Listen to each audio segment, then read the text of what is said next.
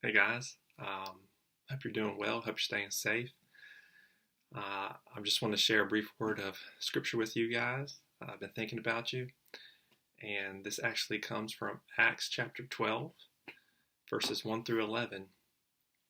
And the title of this is How Well Do You Sleep? All right, so that's the title of it, and it should become evident as I read it. But this is Acts chapter 12, beginning in verse 1. And it reads, About that time Herod the king laid violent hands on some who belonged to the church. He killed James, the brother of John, with the sword, and when he saw that it pleased the Jews, he proceeded to arrest Peter also. This was during the days of unleavened bread. And when he had seized him, he put him in prison, delivered him over to 4 squads of soldiers to guard him, intending after the Passover to bring him out to the people. So Peter was kept in prison, but earnest prayer for him was made to God by the church. Now when Herod was about to bring him out, on that very night Peter was sleeping between 2 soldiers, bound with 2 chains. And sentries before the door were guarding the prison. And behold, an angel of the Lord stood next to him, and a light shone in the cell. He struck Peter on the side and woke him, saying, Get up quickly. And the chains fell off his hands. And the angel said to him, Dress yourself and put on your sandals. And he did so. And he said to him, Wrap your cloak around you and follow me. And he went out and followed the angel. He did not know that what was being done by the angel was real, but thought he was seeing a vision. When they had passed the first and second guard, they came to the iron gate leading into the city. It opened for them out of its own accord, and they went out and went along one street, and immediately the angel left him. When Peter came to himself, he said, Now I am sure that the Lord has sent his angel and rescued me from the hand of Herod and from all that the Jewish people were expecting. All right. So just a little bit of background, just a little historical background, because you may not be familiar with everyone who's mentioned here. First, we have Herod who's mentioned. Now, there's several Herod mentioned in the New Testament. We're probably more familiar with Herod the Great. This is actually Herod Antipas I. He was one of the grandsons of Herod the Great. And he's actually given the title king around AD 41 by the Roman Emperor Claudius.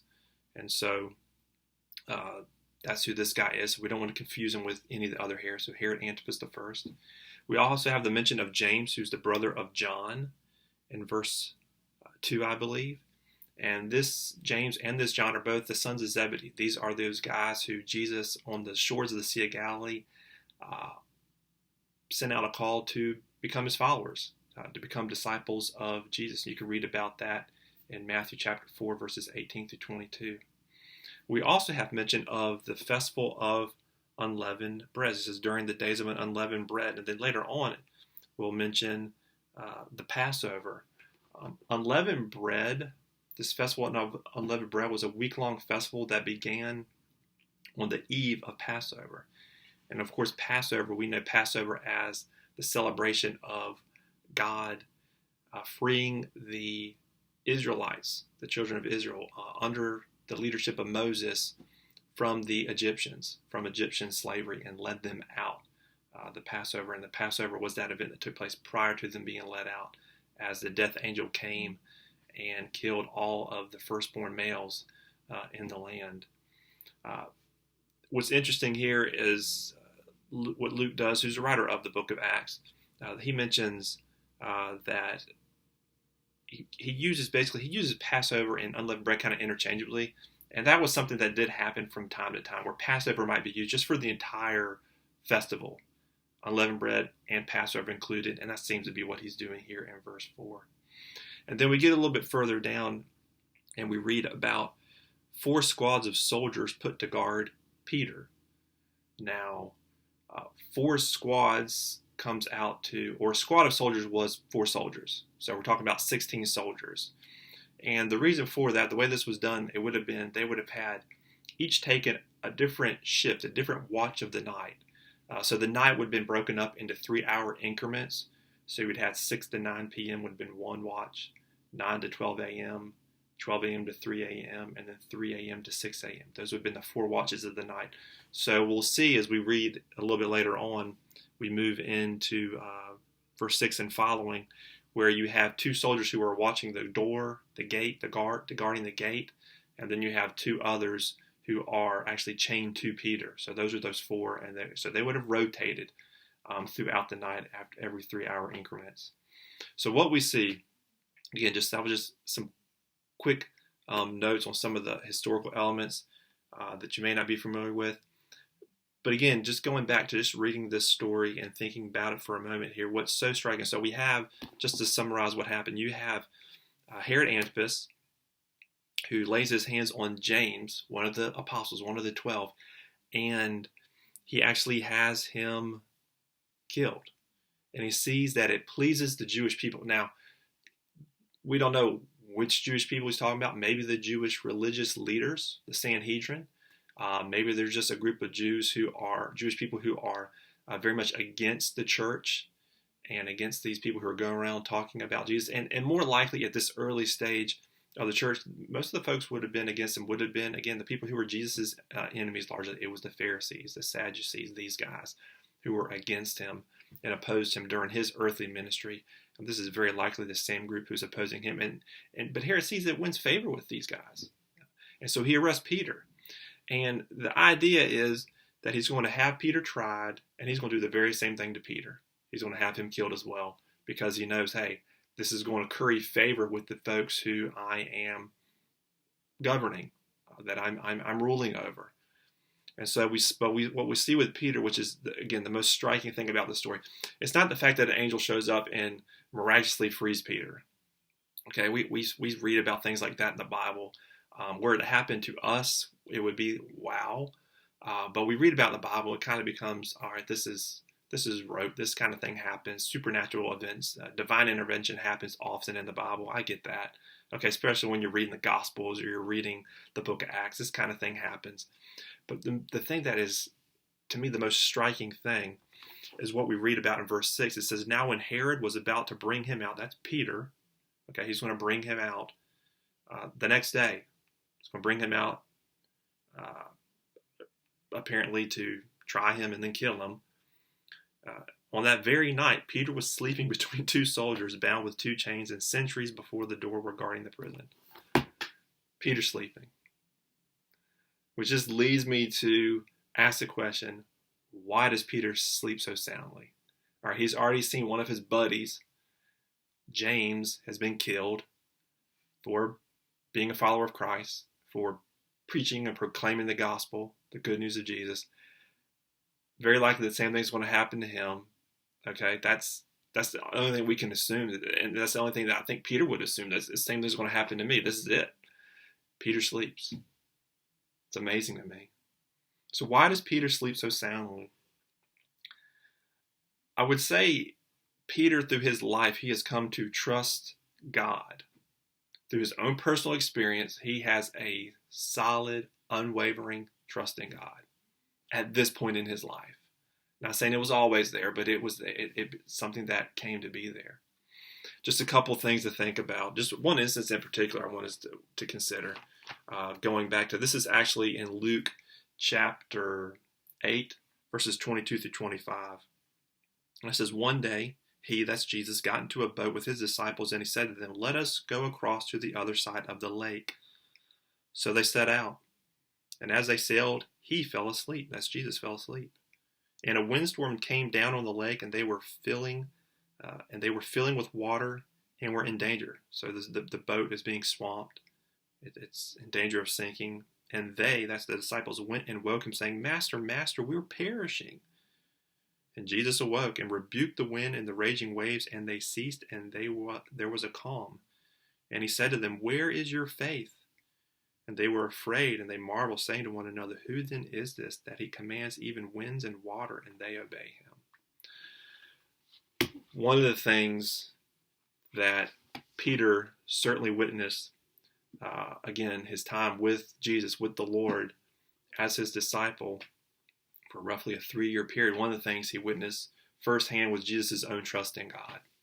We see that there evident in this story about the wind and the waves going on. And Jesus makes it very clear, look, let's go to the other side. And Jesus knew that his time was not going to come in a boating accident. He knew that he would have to suffer the cross to enter into glory.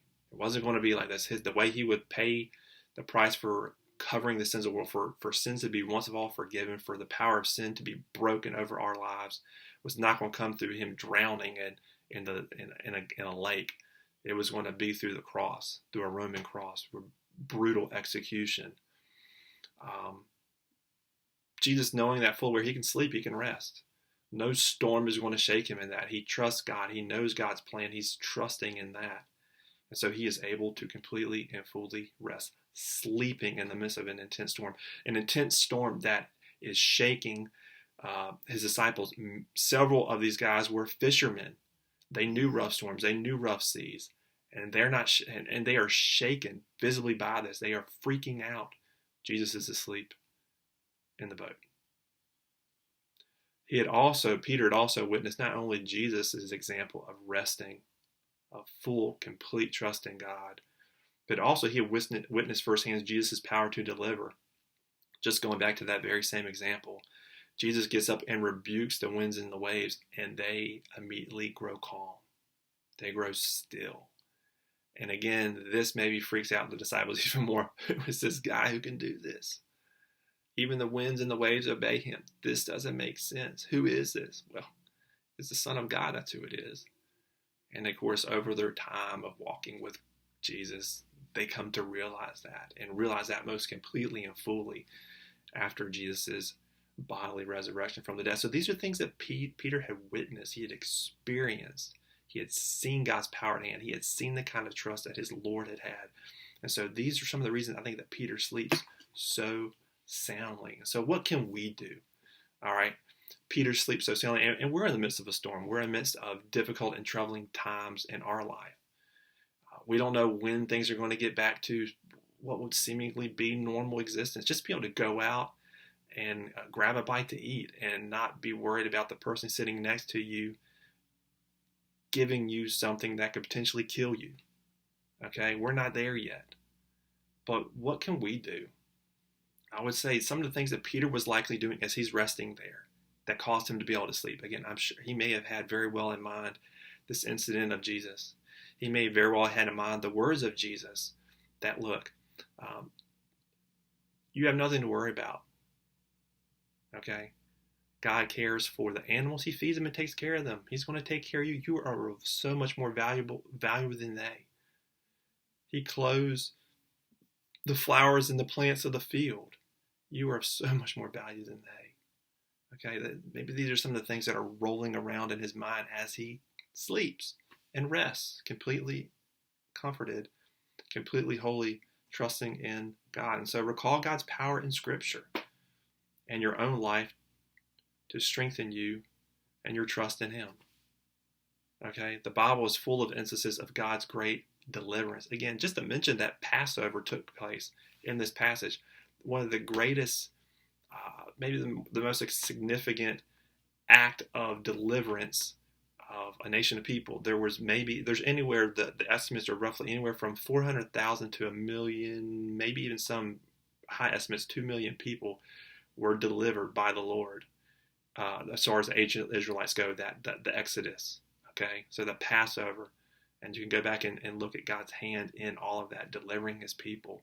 So think of instances in Scripture. This is one instance right here. Peter's actually delivered. Now, let me say this.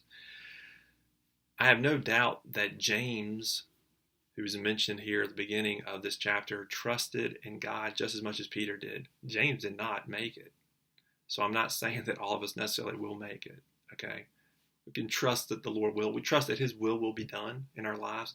And if we're trusting that to happen, then that's the best place we can be. And that should offer comfort to us, regardless. But trust in him. And look back at your own life and the places where he has, his power has shown up in your own life. Pray. Not only for yourself, but others. Even as the church prayed for Peter. Okay? Verse 5 in Acts chapter 12, it says, so Peter was kept in prison, but earnest prayer for him was made to God by the church. And we could even move forward and read in verse 12. I didn't read this. It said, when that's Peter, realized that he was free, he realized this, he went to the house of Mary, the mother of John, whose other name was Mark, where many were gathered together and were praying. So you had people praying for Peter, all right, praying for his release. So pray for others. Pray for others to be protected through this season. Pray for others to grow in their walk with Christ. Pray for others to be strengthened so that they're trusting in the Lord and they're not fearful about what's going on. And then I think the last thing we can do is just trust God. Rest in his loving, comforting, powerful arms. Trust him. Take that step of faith and just trust him with your life. Say, Lord, I'm anxious. Lord, I'm uptight. Lord, I don't have peace right now. I'm all a fritter and afraid. Lord, help me to trust you. Just ask him to do that, and he'll do that for you, folks. He will give you that peace. He will give you that calm, just as he calmed the storm. He'll calm your anxious hearts and minds, and bring them at ease. You can trust him. So hopefully this was helpful for you guys. Praying for you guys, thinking about you guys. I miss you. I miss our time together. But hopefully this will be some comfort, some use in the meantime till we can get back together. So God bless, and hopefully I can see you guys soon.